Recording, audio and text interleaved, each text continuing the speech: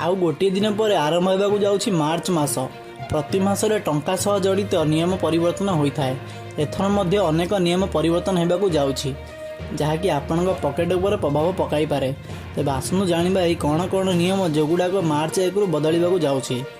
भिडियोटी आगक जावा पूर्व आपण समस्त गोटे रिक्वेस्ट, आपण जदि आम चैनल टी सब्सक्राइब करना ताले एबे सब्सक्राइब करनियंतु आ पाखर आसुवा बेल आइकन भी क्लिक करनियंतु। तेज आसंतु जानिबा प्रथम नियमटी कौन। मार्च 1 रे स्थिर हेबो एलपीजी सीएनजी और पीएनजी रो मूल्य। एलपीजी सीएनजी एवं पीएनजी रो मूल्य प्रत्येक मासरे पहिलारे स्थिर होता है। गत फेब्रुआरी 1 रे कंपनी गुड़िक घरोई रंधन गैस सिलिंडर मूल्य वृद्धि करनथिले, एणु आगामी मासरे यह वृद्धि होई पारे बोली आशा करा जाउछि।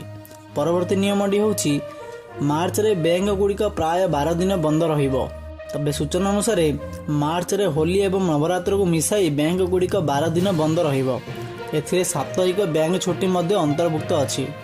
भारतर बैंक गुड़िक प्रथम एवं तृतीय शनिवार रे खोला रही है। द्वितीय एवं चतुर्थ शनिवार दिन बैंक गुड़िक छुट्टी दिन थाए। मार्च 23 रे reserve bank of India calendar अनुसार घरोई एवं सरकारी बैंक गुड़िक 12 दिन पर्यंत बंद रहिबो। परवर्ती नियमटी होछि बैंक ऋण महंगा होई पारे।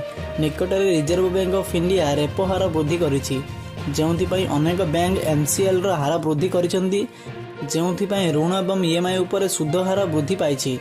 तेणु मार्च मासरू अधिक ईएमआई देबाकू पड़िबो। परवर्ती नियमटी होछि सोशल मीडिया सहित जड़ित नियम रे संभाव्य परिवर्तन होइछि। तेबे सूचना अनुसार निकटरे भारत सरकार आईटी नियम पई परिवर्तन करुछंती। ट्विटर, फेसबुक एवं यूट्यूब एवं इंस्टाग्राम पर सोशल मीडिया प्लाटफर्म को वर्तमान भारतर नूतन नियम मानिबाकू पड़िबो। धार्मिक भावना को उत्तेजित करुवा पोस्ट गुड़िक नूतन नियम लागू हेबो। मार्च रु एही नूतन नियम कार्यकारी होई पारे। अवैध पोस्ट में उपभोक्ता को मध्य जरिमाना देबाकू पड़ी पारे।